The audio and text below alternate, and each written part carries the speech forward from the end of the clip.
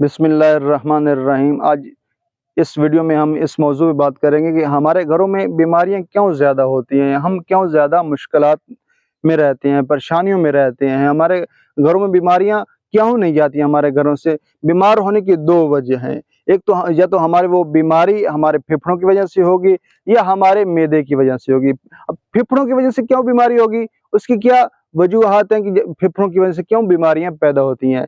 Number one, पहली चीज़ है कि हमारा माहौल जो है वो बिल्कुल साफ़ नहीं है। हम जो हर रोज़ हर वक़्त ऑक्सीजन ले रहे हैं, जो हमारे अंदर ऑक्सीजन जा रही है, ये हवा हम ले रहे हैं, ये पाक साफ़ नहीं है। जब वो फेफड़ों तक पहुँचती है तो उससे मुख्तलिफ़ बीमारियाँ जन्म लेती हैं।